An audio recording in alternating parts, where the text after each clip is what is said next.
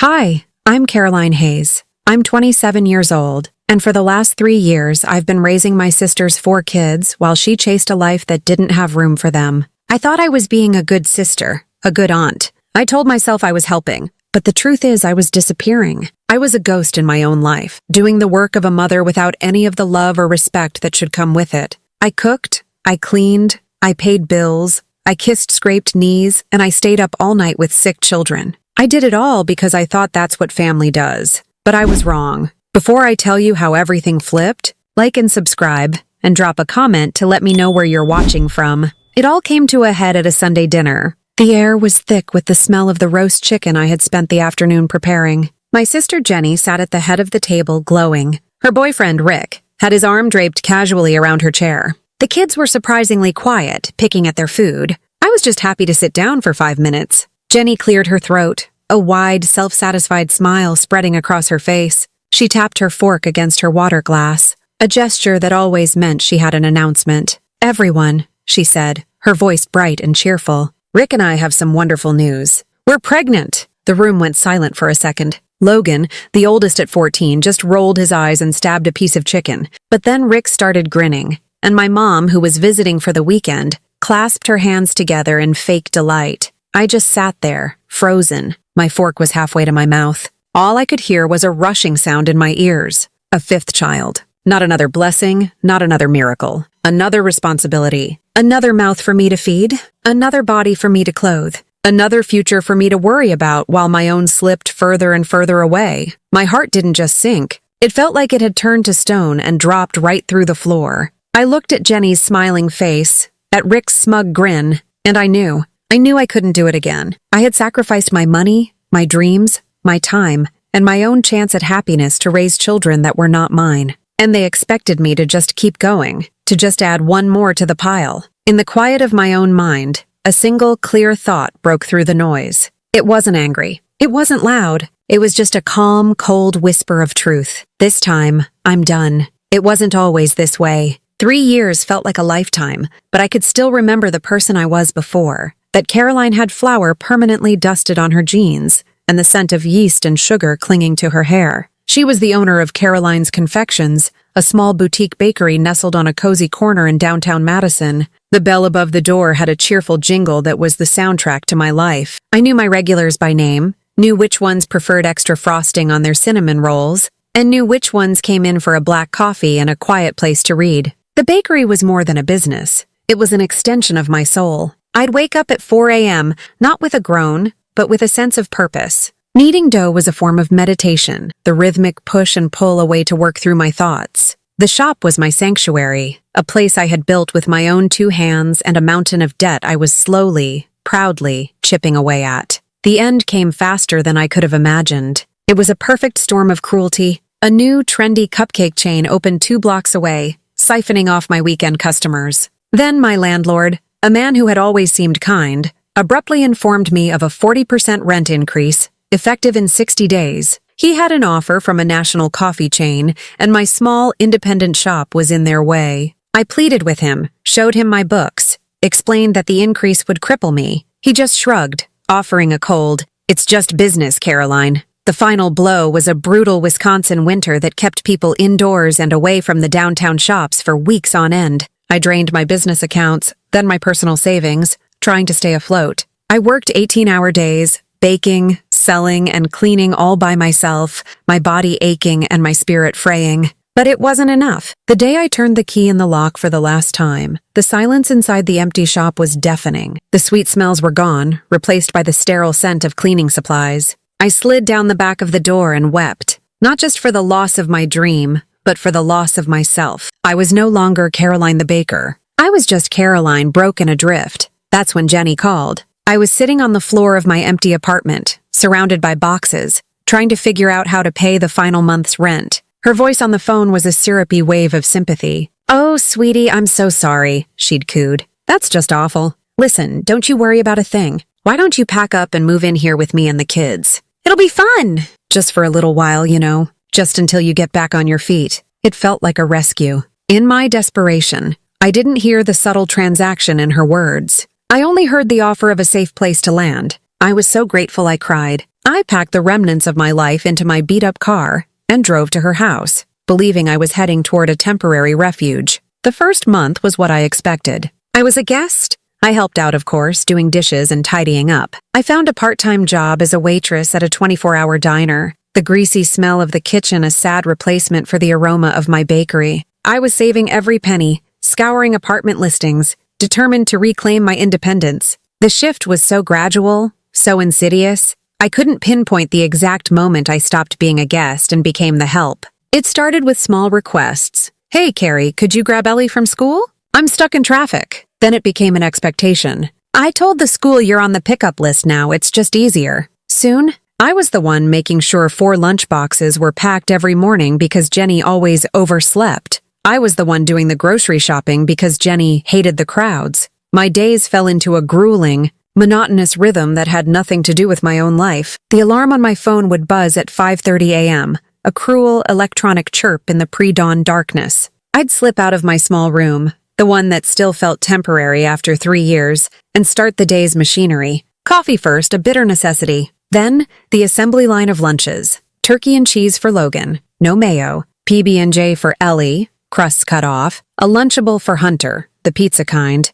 and a bento box of cut-up fruit and crackers for Nora. By 6:15, I was nudging the older kids awake, a task that required the patience of a saint and the persistence of a drill sergeant. While they grumbled and stalled, I'd get Nora dressed, her small, sleepy body pliant in my arms. Then came the breakfast rush, a chaotic ballet of spilled milk, arguments over cereal, and the constant search for a missing shoe or a permission slip that needed signing. By the time I herded them out the door for the school bus at 7:45, I already felt like I'd worked a full day. But my day was just beginning. The house they left in their wake was a disaster zone. Cereal bowls crusted to the table, clothes strewn across the living room floor, toys everywhere. I would spend the next 3 hours cleaning, washing dishes, doing laundry, an endless, thankless cycle. There were days I would just stand in the middle of the living room, overwhelmed by the sheer volume of the mess, and wonder how this had become my life. By noon, I'd have just enough time to shower and get ready for my own job at the diner. I'd work the lunch and dinner rush, my feet throbbing, forcing a smile for customers as I refilled their coffees and took their orders. I'd get home around 9 p.m., just as Jenny was often heading out the door to meet up with her new boyfriend, Rick. She'd give me a breezy, "Hey, the kids are fed, but they need baths," and disappear, leaving me to wrangle 4 tired, cranky children through the bedtime routine. I was the one who checked homework, signed reading logs, and read bedtime stories. I was the one who sat by their beds when they were sick, holding a cool cloth to their foreheads. After they were finally asleep, I'd clean the kitchen again. Only then, usually after 11 p.m., could I sit down at the tiny desk in my room and open my laptop. I had enrolled in online graphic design courses, a desperate attempt to build a new skill, a new future. My eyelids would feel like they were lined with lead. I'd stare at the tutorials on typography and color theory, my brain too foggy to absorb the information. More often than not, I'd wake up an hour later with my head on my desk, a line of drool on my textbook. The money I earned was never mine. My diner paycheck was a communal fund that only I contributed to. It wasn't just big things like groceries or medical bills. It was a constant stream of small drains. "Mom, I need $20 for the book fair." "Aunt Carrie, can I have money for the ice cream truck?" "My teacher said we need new binders and poster board for a project." Jenny would wave it all away. "Just give it to them. I'll Venmo you later." She never did. I poured every bit of myself, my time, my energy, my money, into keeping that family afloat. I was the engine, hidden away in the belly of the ship, sweating and straining while everyone else enjoyed the ride on deck. And in 3 years, not a single person ever came downstairs to see if the engine was okay. No one ever said thank you. The daily chaos was a tangible thing, a weight I carried from the moment I woke up until I collapsed into bed. It wasn't just the noise or the mess. It was the emotional toll of managing 4 young lives whose mother was, at best, a part-time participant. Each child was a world of needs, and I was their son, expected to provide light and warmth to all of them at once, even as my own core was turning to ice. Logan, at 14, was a black hole of teenage resentment. He was old enough to understand the dynamic in the house, but instead of gratitude, he showed only contempt. He saw me as the enforcer, the obstacle to his freedom. His bedroom was his fortress, the door a barricade against the family he barely tolerated. The bass from his speakers was a constant, dull thud that vibrated through the thin walls, a soundtrack to my anxiety. When I'd knock on his door to call him for dinner, a dinner I had cooked after a full day of work, I'd be met with a hostile, "What?" as if my request was the greatest injustice ever inflicted upon him. "You're not my mom, Caroline," became his mantra, a weapon he used whenever I asked for the bare minimum of help, like taking out the overflowing trash or loading his own dishes into the dishwasher. The words were meant to hurt, to remind me of my place. And they did. Every time he said it, it was a sharp, painful jab, a reminder that no matter how much I sacrificed, I would always be an outsider, the hired help who didn't even get paid. Ellie, my sweet, sensitive 11-year-old niece, was a different kind of challenge. She was a bundle of anxieties, constantly worried about her grades, her friendships, her place in the world. Her homework was our nightly crucible. She struggled with math, and the sight of a worksheet full of fractions would reduce her to tears. I'd sit beside her at the cluttered kitchen table, the smell of dinner still lingering in the air, and patiently walk her through the problems, one by one. "I can't do it, Aunt Carrie," she'd sob, her small shoulders shaking. "I'm too dumb." My heart would break for her. I'd hug her and whisper words of encouragement, trying to pour confidence into her from my own depleted reserves. "Yes, you can, sweetie. You're so smart. Let's just try one more time." We'd get through it eventually, but the effort left me emotionally drained. I was her tutor, her therapist, her cheerleader. All the while, my own design assignments, the ones that could actually build my future, sat waiting, their deadlines looming. I was so focused on building her up that I didn't realize I was letting myself crumble. Hunter was 8, a nonstop engine of destruction. He didn't have a malicious bone in his body, but he moved through the world with a careless energy that left a trail of chaos in his wake. One afternoon, I spent 2 hours scrubbing the kitchen floor until it gleamed. Not 5 minutes later, Hunter came tearing through with muddy sneakers and a carton of chocolate milk, which he promptly tripped and sent flying across my pristine floor. He just looked at the mess, said oops, and ran off to play video games. I stood there staring at the brown puddle spreading across the white linoleum, and I felt a wave of hopeless fatigue wash over me. It was never ending.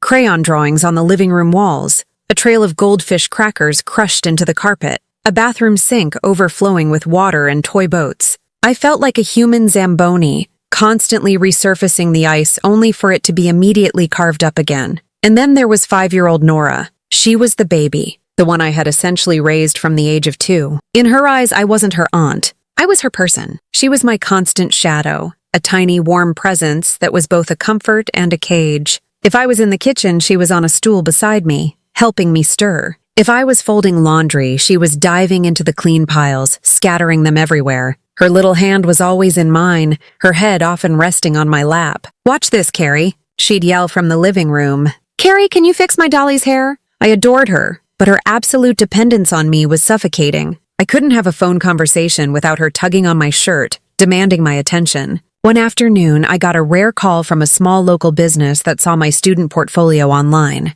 It was a potential freelance gig, my first one. My heart hammered with excitement as I tried to sound professional and competent. But Nora started having a full-blown tantrum because I wouldn't let her have a third popsicle. Her screams were so loud I had to cut the call short, promising to call back. By the time I did, they had already moved on to someone else. I sat on the floor and cried while Nora, her tantrum forgotten, patted my back. Jenny, meanwhile, floated above it all. After she started dating Rick, her presence in the house dwindled to a few hours a day. She treated the home like a hotel where she occasionally slept and changed clothes. She'd breeze in, kiss the kids on the head, raid the fridge for the snacks I had bought, and disappear into her room to get ready for a night out. She perfected the art of strategic praise, the kind that was really a form of manipulation. One evening, I had finally managed to get a rare Saturday night off. My friend Rachel had bought us tickets to a concert. I was so excited I could barely contain myself. I had my hair done, put on a dress I hadn't worn in years, and was about to walk out the door. Just then,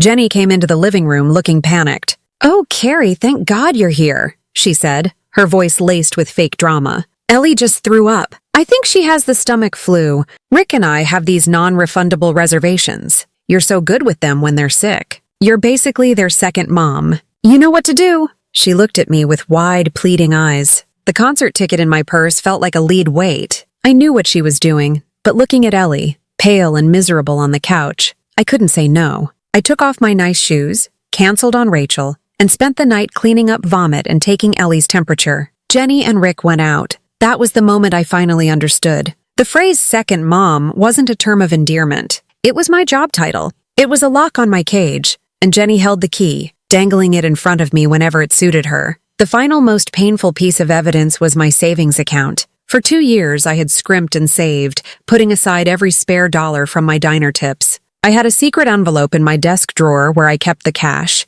and I had managed to build it up to just over $4,000. It was my escape fund, my proof that there was a life beyond this chaotic house. It represented hope. Then the calls started. First, it was the school band trip for Logan. Then Nora's expensive asthma medication. Then dance costumes for Ellie and a new pair of glasses for Hunter. Each time, Jenny would come to me with a story of financial woe, promising to pay me back as soon as her next paycheck came in. And each time, like a fool, I would dip into my fund. The final withdrawal was for a broken school window that Logan had caused. It was over $1,000. I handed over the last of my savings, the envelope now empty and limp in my hands. The hope was gone. I had literally paid to keep myself trapped. The Sunday dinner felt different from the start. Usually, these meals were a chaotic affair I orchestrated while Jenny and Rick watched TV. But this time, Jenny had insisted on setting the table herself, using the good plates that were usually reserved for holidays. She even lit candles.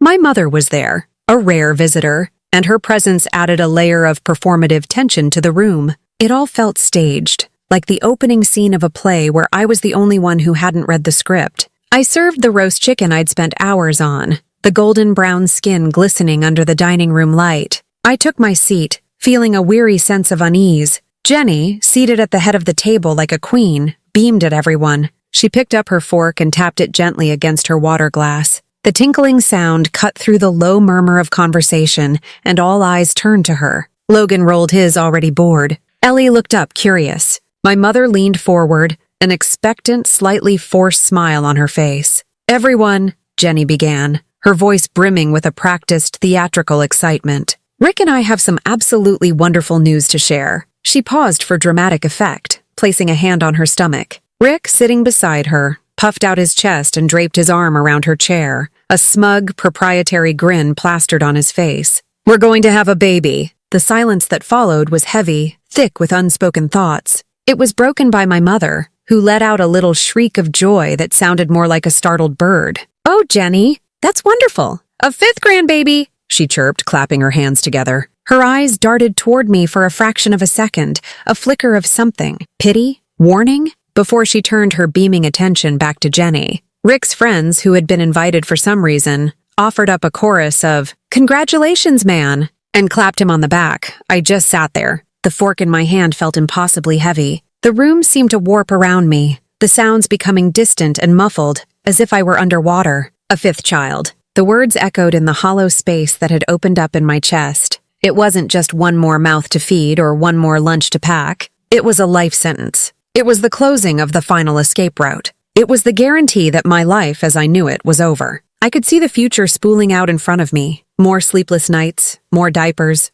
more bills I would end up paying, more years of my own life sacrificed on the altar of my sister's carelessness. The vibrant, ambitious woman who once owned a bakery was already a faint memory. This news would erase her completely. I must have been silent for too long. I looked up and saw Jenny's smile had tightened. Her eyes were fixed on me, the cheerful glow replaced by a hard, demanding glint. "Well, Caroline?" she prompted, her voice edged with impatience. "Aren't you happy for us?" The words tumbled out of me before I could stop them, a raw, desperate whisper. "Jenny, I can't keep doing this." The faux warmth in the room instantly evaporated. Jenny's face hardened. "What did you just say?" she snapped, her voice low and dangerous. The celebratory atmosphere curdled into tense, awkward silence. Everyone at the table was staring at me. I took a shaky breath, feeling a strange, reckless courage. "I said I can't," I repeated, my voice gaining a sliver of strength. "A 5th baby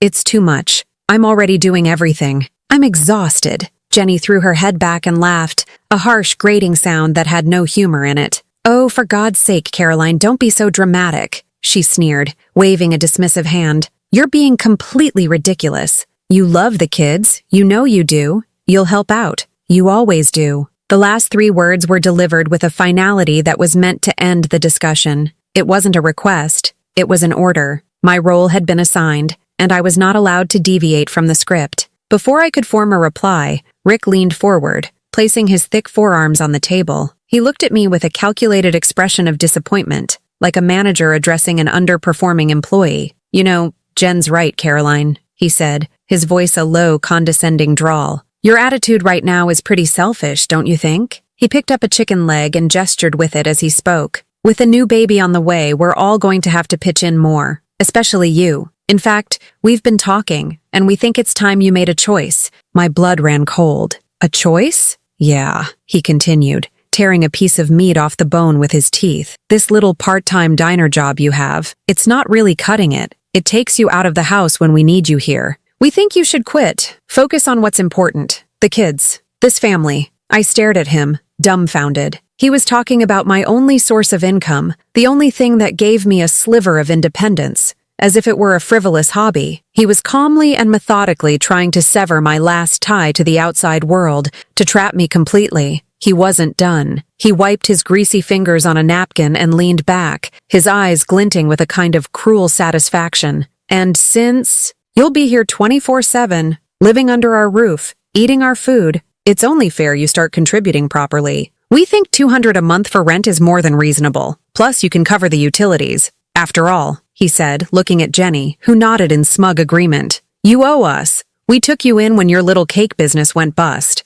It's time you started paying us back. You owe us." The phrase struck me with the force of a physical blow. The air rushed out of my lungs. I looked around the table, searching for an ally, for just one person who would see the monstrous injustice of what was happening. Logan was staring at his plate, deliberately avoiding my gaze. My mother was examining her fingernails, a mask of determined neutrality on her face, and Jenny was smiling, a triumphant, victorious smile. They had planned this. This whole dinner was an ambush. It was a boardroom meeting disguised as a family meal, and I was the subject of a hostile takeover. In that devastating moment, the full, crushing weight of their betrayal landed on me. They didn't see my 3 years of sacrifice as a gift. They saw it as a down payment, and now they were here to collect the rest, with interest. They weren't just taking my help for granted. They were trying to institutionalize it, to monetize my love and turn my life into a line item on their family budget. The last vestiges of my hope for them,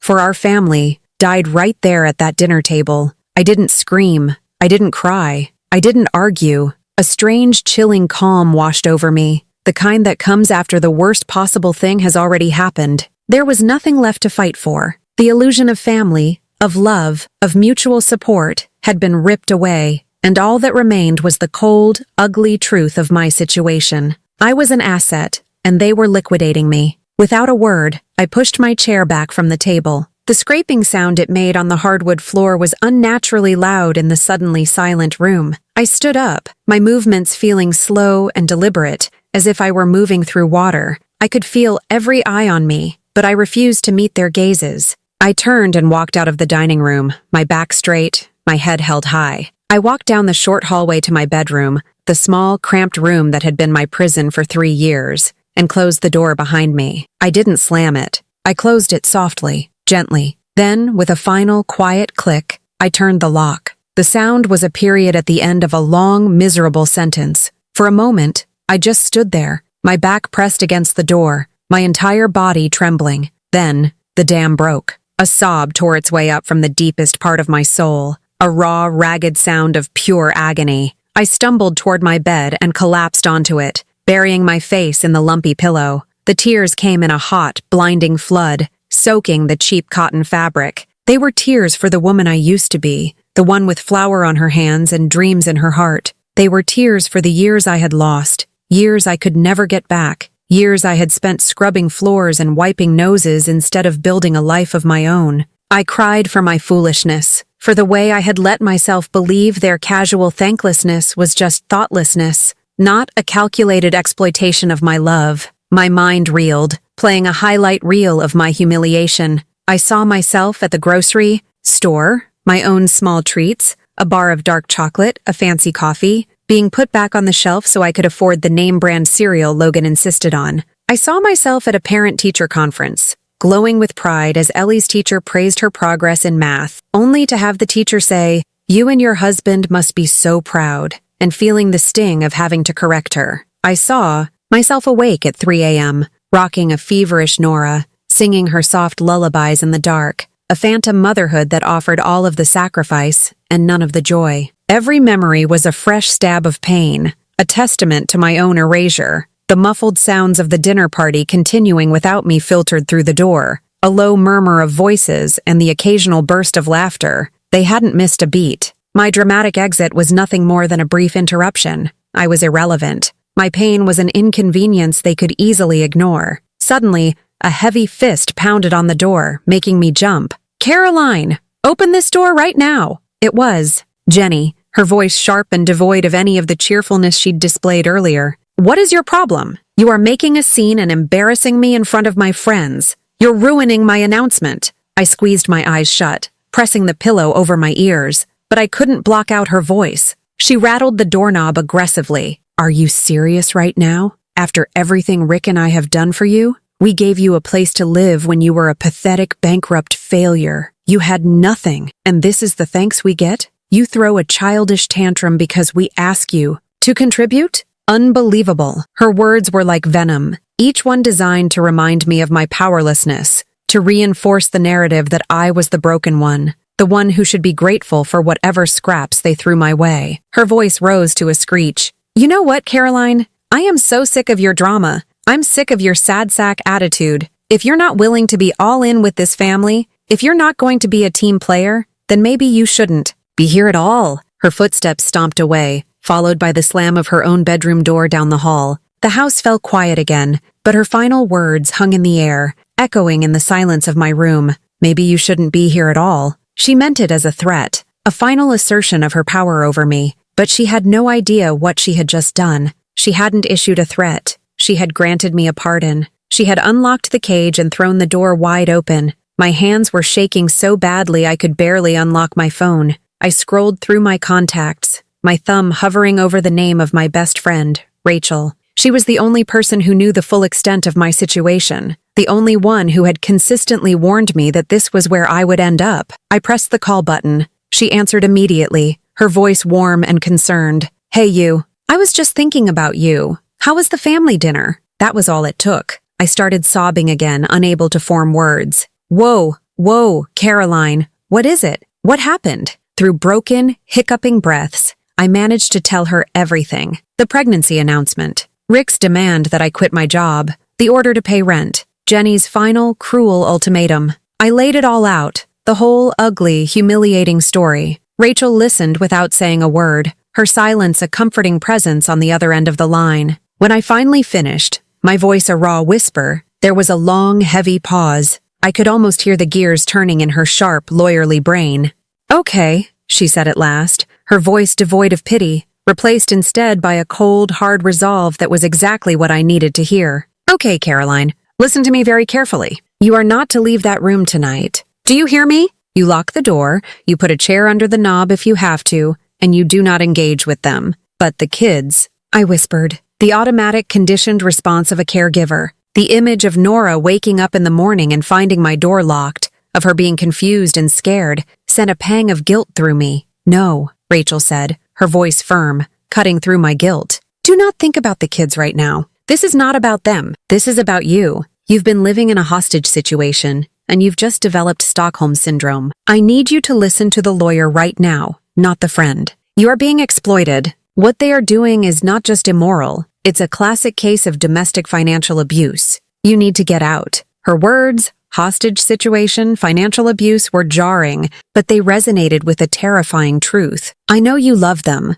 Carrie," she softened her tone, using her old nickname for me. "I know this is tearing you apart, but you are not their mother. You are their crutch. And as long as you are there, propping Jenny up, she will never, ever have to stand on her own 2 feet. She will continue to have children she can't afford and can't be bothered to raise, because she knows you'll be there to catch them. If you don't leave now, you will never leave. You will wake up at 40 and your life will be gone. Is that what you want?" "No," I whispered, the tears starting again, but this time they were different. They weren't tears of despair. They were tears of grief for the life I had already lost, and tears of a terrifying, fragile hope for a future I might still be able to claim. I felt utterly torn. A war was raging inside me. One side was the deeply ingrained sense of duty, the genuine love I felt for those 4 children who had become the center of my universe. The thought of abandoning them to Jenny and Rick's selfish, chaotic world felt like a betrayal of the highest order. But the other side, a part of me I had silenced for years, was screaming for air.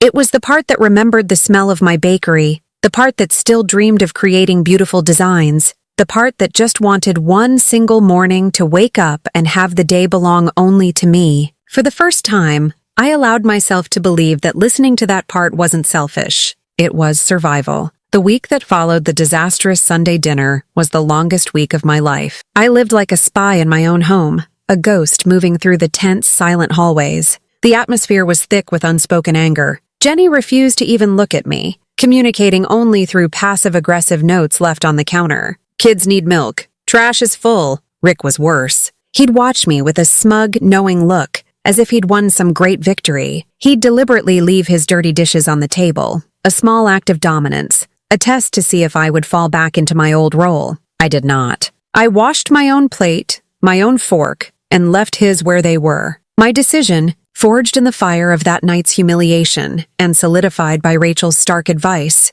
had settled into a cold, hard resolve in my gut. I was leaving. The only question was how. My escape fund was gone, my income was a pittance, and my spirit was in tatters. But for the first time in years, I had a purpose that was entirely my own: survival. I operated with a new kind of clarity. My grief and anger were still there, simmering beneath the surface, but I channeled them into a meticulous, secret plan. Every shift at the diner became a mission. Before, my tips were just a nebulous pool of money that was immediately swallowed by the family's needs. Now, every dollar bill, every quarter, was a brick in the wall of my new life. I stopped depositing the cash. I charmed my customers. I upsold desserts. I ran my feet ragged. And at the end of each shift, I'd go to my car, my pockets bulging with crumpled bills, and count my earnings. I bought a cheap cash box and hid it in the trunk of my car, under the spare tire. Seeing the small pile of money grow, $50, then $100, then $300, was a powerful antidote to my despair. It was real. It was mine. No one could take it from me. During the day, while the kids were at school, my time became my own again, in a way it hadn't been for years. I still did the basic chores to keep the peace and avoid outright confrontation, the kids' laundry, the dishes, but I stopped being the family's project manager. I let the dust settle on the bookshelves. I ignored the smudges on the windows. My energy was redirected. I sat at my small desk, not with my graphic design tutorials, but with a cheap spiral notebook and a pen. On the first page, I wrote a title, "Things I Paid For." Making that list was an act of quiet rebellion, a reclaiming of my own history. I walked through the house, room by room, my heart a steady, determined drumbeat in my chest. I started in the living room, the large, comfortable sofa where Jenny and Rick sprawled every night. I had the receipt for that. I'd bought it on a Black Friday sale a year ago, using money I'd saved from working extra shifts because their old couch was so broken down, the springs were poking through. The 55-inch smart TV on the wall? That was mine, too. A Christmas present to the kids, I had told myself at the time. A way to make movie nights more special. Now I saw it for what it was. Another contribution I had made to make their lives more comfortable while mine fell apart. I moved to the kitchen. The microwave, the coffee maker, the fancy new set of non-stick pans Jenny had begged for, all mine. I had the credit card statements to prove it. In the laundry room stood my biggest victory, the high-efficiency washer and dryer set. I remembered the day I bought them, the feeling of triumph. I had been so tired of hauling 4 kids' worth of laundry to the laundromat every week, spending hours and a small fortune in quarters. I had put the entire set on a payment plan, a plan I was still paying off every month. The irony was bitter. I had gone into debt to make my servitude more efficient. The list grew longer and more painful with every item. The tablets the kids used for their homework and games? I had bought all 4 of them. Logan's gaming console, Ellie's portable keyboard for her music lessons, Hunter's bike, even Nora's bed, a sweet little toddler bed with pink guardrails that I had assembled myself one afternoon while Jenny was out getting her nails done. Every item on that list was a monument to my sacrifice, a physical manifestation of my invisible labor. By the time I was finished, the list was 3 pages long. It wasn't just a collection of objects. It was an invoice for my life. With the list came the next step, finding a place to go. My budget was laughably small. My secret cash hoard was growing. but it was nowhere near enough for a security deposit and first month's rent on most places. My evenings after my diner shift were spent hunched over my laptop, scrolling through Craigslist and Zillow, my heart sinking with each listing that was hundreds of dollars out of my reach. The apartments I could afford were in rough neighborhoods, tiny, depressing boxes with blurry photos and descriptions that screamed slumlord. Despair began to creep in. Maybe Jenny and Rick were right. Maybe I was trapped. Maybe this was all I deserved. Just as I was about to give up for the night, I found it. It was a tiny studio apartment above a bookstore in a quiet, older neighborhood. The listing called it a walk-up garret, which was a romantic way of saying it was a tiny attic room. The rent was impossibly low. The ad was sparse on details, but it mentioned that the landlord, the elderly owner of the bookstore, was looking for a quiet, responsible tenant. On a whim, I wrote an email. I didn't mention my chaotic family situation. I just wrote about my love for books, my quiet lifestyle, and my dream of being a graphic designer. I wrote about my bakery and how I understood the challenges of small business owners. I poured all the sincerity I had left into that one email. The next morning, I had a reply. The owner, a man named Mr. Abernathy, invited me to come see the place. The most difficult part of my plan was Logan. He was 14, old enough to see everything, but trapped by his own teenage anger and his loyalty to his mother. He had been even more sullen and withdrawn since the dinner, treating me with a cold indifference that hurt more than his usual hostility, but I knew I couldn't just disappear without a word. He, more than anyone, deserved an explanation. I found him one evening in the kitchen, scrounging for a late-night snack. It was late, and everyone else was asleep. The only light was the pale, sterile glow from the open refrigerator. He stiffened when he saw me, his hand freezing on a carton of orange juice. "Hey," I said softly, my voice sounding loud in the quiet house. He just grunted in response, not looking at me. "Logan, can we talk for a minute?" He sighed a dramatic put-upon sound. "About what?" "If it's about my grades, I'm handling it." "It's not about your grades," I said, leaning against the counter. "Your grades are great. I know you've been working hard." That seemed to surprise him. He finally looked at me, his expression wary. "Okay, so what's up?" I took a deep breath. This was it. "I'm going to be moving out soon," I said, the words feeling both terrifying and liberating. Logan's face went through a rapid series of emotions. First shock, then a flicker of something I couldn't read, maybe panic, before it settled back into his default mask of indifference. He shrugged, turning back to the fridge. "Okay, so?" "So I wanted you to hear it from me first," I continued, my voice steady. "And I wanted you to know that this isn't about you, or Ellie, or Hunter, or Nora. I love you guys more than anything. You know that, right?" He was still for a moment, his back to me. Then he gave a small, almost imperceptible nod. "Things have to change, Logan," I said, my voice thick with emotion. I can't live like this anymore. I'm losing myself." "And your mom?" "She needs to learn how to be a mom, a real one. For that to happen, I have to go." He slammed the refrigerator door shut, the force of it making the magnets clatter. He turned to face me, his eyes blazing with a confusing mix of anger and hurt. "So you're just gonna bail? You're gonna leave us here with them?" The word them hung in the air, full of accusation. "No," I said firmly. "I'm not abandoning you. I will always be your aunt. You will always have my phone number. If you need anything, help with homework, someone to talk to, $20 for a pizza, you call me. I will always be there for you. But I can no longer be the one who does everything. You're the oldest, Logan. You're almost a man. You need to step up. Not for me and not for them. For your sisters and your brother. They need you." He stared at me, his jaw tight, his fists clenched at his sides. He looked like he wanted to yell, to call me a liar, a traitor. He wanted to push me away, to prove he didn't need me. But I saw something else in his eyes, too. A glimmer of understanding. A flicker of the burden he was already carrying. He knew better than anyone that what I was saying was true. He had seen his mother's neglect up close his whole life. He had seen me fill the gaps. He didn't say anything else. He just glared at me for a long moment, a silent, wounded glare. Then he brushed past me and stalked back to his room, slamming the door behind him. I stood alone in the dark kitchen, my heart aching. I didn't know if I had gotten through to him, but I had told him the truth. And in a house built on a foundation of convenient lies, the truth felt like a small, sharp weapon. It was the only one I had. The following Saturday was the day I chose.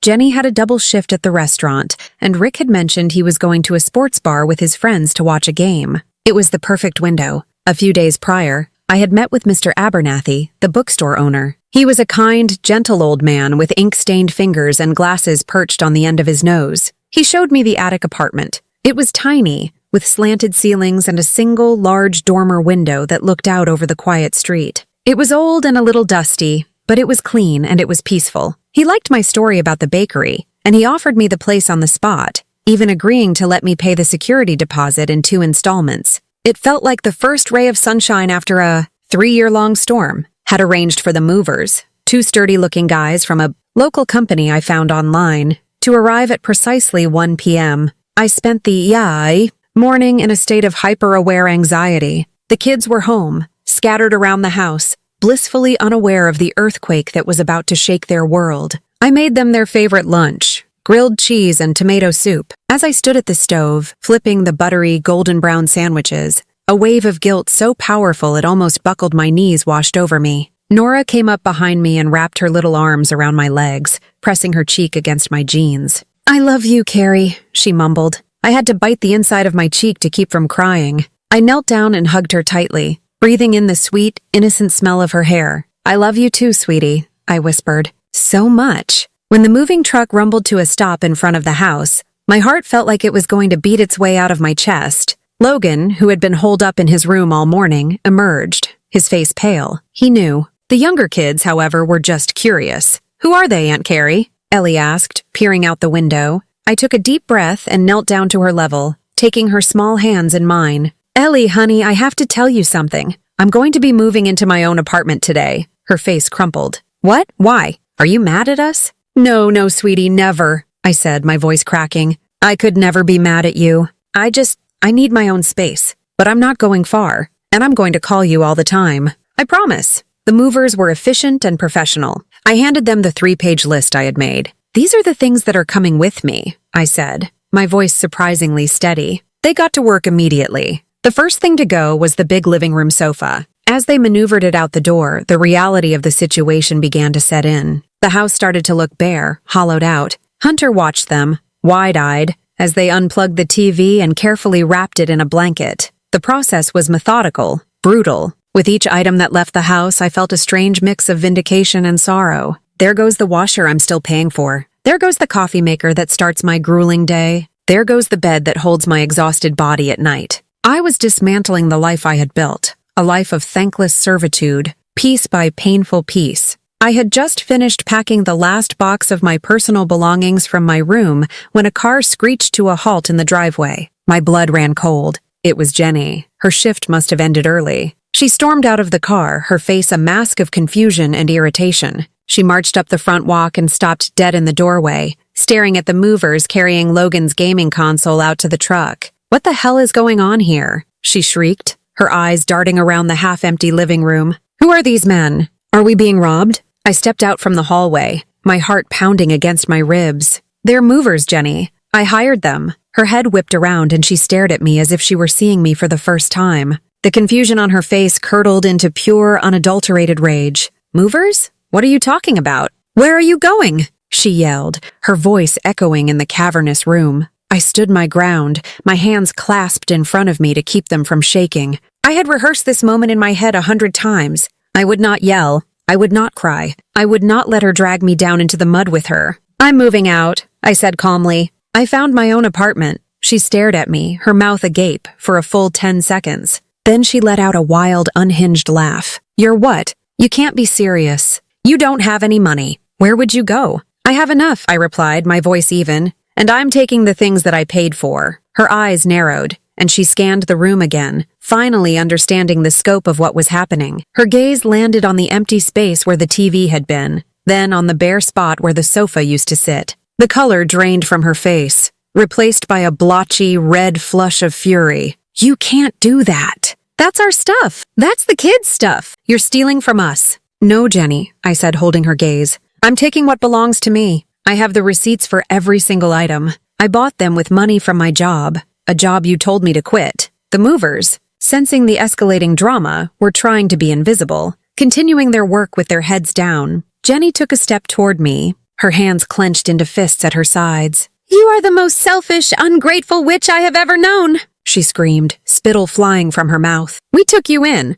We gave you a home. And this is how you repay us? By sneaking around behind my back and stealing my furniture?" She was putting on a performance, trying to paint me as the villain, the aggressor. But I wouldn't take the bait. You didn't give me a home, Jenny, I said, my voice low but clear, cutting through her tirade. You gave me a job with no pay. You told me that if I wasn't all in, I should leave. So I'm leaving. Her face contorted with a rage so intense it was frightening. You're abandoning us. You're abandoning these kids. What kind of monster does that? Her voice cracked on the last word, and she gestured wildly toward the children, who were huddled together in the kitchen doorway, their faces pale with fear and confusion. That was the line, the accusation that I knew would come, the one designed to inflict the maximum amount of pain and guilt. For a moment it worked. My resolve wavered as I looked at their terrified faces, at Nora's big, tear-filled eyes. A voice in my head screamed that Jenny was right, that I was a monster, that I was destroying their lives. But then I looked back at Jenny. I saw her not as my sister, but as a black hole of need, a person who would suck the life out of anyone who got close enough, just to avoid taking responsibility for herself. I thought of the years I had lost, the dreams I had let die. I thought of the future she had planned for me, an unpaid live-in nanny for her 5th child, paying rent for the privilege of raising her family. The strength flooded back into me, cool and clear. I took a step toward the door, my final box in my arms. No, Jenny, I whispered, my voice so quiet it was almost drowned out by her ragged breathing. I'm not abandoning them. I paused, meeting her furious eyes one last time. I'm saving myself. With that, I turned my back on her. I walked past the shocked faces of the movers, past the empty spaces that were once filled with my sacrifices. I didn't run, I walked. I walked out the front door and into the bright, crisp autumn afternoon. The sunlight on my face felt like a benediction. I didn't look back. I got into my car, started the engine, and drove away, following the moving truck as it turned the corner, leaving the wreckage of my old life behind me. The tears that streamed down my face weren't tears of sadness or guilt. They were tears of pure, unadulterated relief. I was free. My new apartment was tiny, sparse, and smelled faintly of old paper and lemon polish from the bookstore below. After the movers left, I was surrounded by a strange collection of my belongings. The big, comfortable sofa took up nearly half the room. The 55-inch TV looked absurdly large against the small, slanted wall. But as I stood in the middle of it all, I felt a sense of peace I hadn't known in years. This was mine. This quiet, empty space belonged to me. The silence was the most beautiful sound I had ever heard. The first few days were a blur of disorientation and liberation. I woke up not to an alarm, but to the gentle morning light filtering through my dormer window. I made myself a cup of coffee using my own coffee maker and drank it sitting on my own sofa in complete and utter silence. There were no lunches to pack, no messes to clean, no arguments to mediate. The emptiness was both exhilarating and terrifying. I had spent so long defining myself by other people's needs that I wasn't sure who I was without them. I called Rachel, my voice shaky with a cocktail of emotions. I did it, I told her. I'm out. She let out a whoop of joy on the other end of the line. And we talked for over an hour, her voice a steady, reassuring presence that grounded me in my new reality. The peace, of course, was not destined to last. It was shattered 4 days after I moved out. I was trying to arrange my small kitchen when a furious, frantic pounding began at my apartment door. It wasn't a polite knock. It was a desperate, angry assault. Caroline Hayes, I know you're in there. Open this door, you thief. It was Jenny. My blood ran cold. How had she even found me? I stood frozen, my heart hammering against my ribs. I considered not answering, just waiting for her to go away. But the pounding only grew louder, more frantic, accompanied by a string of vile, shouted accusations that I was sure the entire building could hear. You stole from me. You stole from my children. You left us with nothing. You're going to pay for this, Caroline. With a deep, steadying breath, I walked to the door and opened it. Jenny stood there looking wild and unhinged. Her hair was a mess. Her eyes were red-rimmed and puffy, and she was wearing stained sweatpants. She looked like she hadn't slept in days. The carefully constructed facade of the capable, fun-loving mother had crumbled, revealing the desperate, overwhelmed woman underneath. What do you want, Jenny? I asked, my voice calm. I positioned myself in the doorway, blocking her entry. What do I want? She shrieked, her voice cracking. I want my stuff back. The TV, the couch, the kids' tablets. You can't just take everything. I didn't take everything, Jenny, I said, my voice remaining level despite the adrenaline coursing through me. I took what I paid for. I told you that. Liar, she screamed, jabbing a finger in my direction. You're a liar and a thief. Rick left me because of you. He said he couldn't handle the drama. This is all your fault. So that was it. Rick, the great love of her life, the man for whom she was willing to sacrifice her own sister, had bolted at the first sign of actual responsibility. A bitter, ironic laugh almost escaped my lips, but I swallowed it. "My life falling apart is not my fault, Jenny," I said. "It's the consequence of your own choices. You left my kids," she sobbed, switching tactics from rage to manipulative pity. "They cry for you every night. Nora won't sleep. She thinks you abandoned her. How could you be so cruel?" That was the blow that landed. Guilt, sharp and familiar, pierced through my resolve. I pictured little Nora, confused and heartbroken, and my heart ached. But before I could respond, a new voice cut through the tension. "She didn't abandon us, Mom." We both turned. Standing at the top of the narrow staircase was Logan. He must have followed Jenny here. He was holding his school backpack, and his face was set with a grim determination that made him look much older than 14. Jenny's jaw dropped. "Logan, what are you doing here? You get back in the car right now." "No," he said, his voice quiet but firm. He walked down the last few steps to stand beside me, facing his mother. "I'm not going anywhere, and you need to stop lying." Jenny stared at him, utterly speechless. Logan took a deep breath and looked his mother directly in the eye. "She didn't steal anything," he said, his voice gaining strength. "Aunt Caroline paid for everything. She paid for the TV, she paid for the couch, she paid for our tablets. She paid for our food and our clothes and our school trips for years. You didn't. You were always broke, always going out with your boyfriends." He gestured back at me. "She's done more for us than you ever did." The words, spoken with the simple, brutal honesty of a child who has seen too much, hung in the air like a death sentence. Jenny turned pale, a ghastly, splotchy white. She looked as though Logan had physically struck her. She opened her mouth to speak, but no sound came out. Just then, the door to the apartment across the hall creaked open, and my neighbor, a kind-looking older woman, peeked her head out, drawn by the commotion. She took in the scene, Jenny's disheveled rage, my quiet stance, Logan's fierce defense, and her eyes widened with understanding. The public humiliation was the final blow. Jenny's carefully crafted image as a struggling but devoted single mother had been shattered, not by me but by her own son in front of a stranger. Her rage and her tears vanished, replaced by a cold, dead emptiness. She looked at Logan with eyes full of a venomous hatred I had never seen before. Then she looked at me, and her expression was one of utter defeat. Without another word, she turned and fled, her footsteps pounding down the stairs and out of the building. I stood in the doorway, my body trembling with the aftermath of the confrontation. Logan stood beside me, not looking at me, just staring at the empty space where his mother had been. A heavy silence settled between us. "Thank you," I finally whispered, my voice thick with unshed tears. He just shrugged, still not meeting my eyes. "She was lying," he mumbled, as if it were the simplest thing in the world. "I'm sick of her lying." He had chosen a side. He had chosen the truth. In that moment, I knew that my leaving hadn't been an act of abandonment. It had been an act of liberation, not just for me,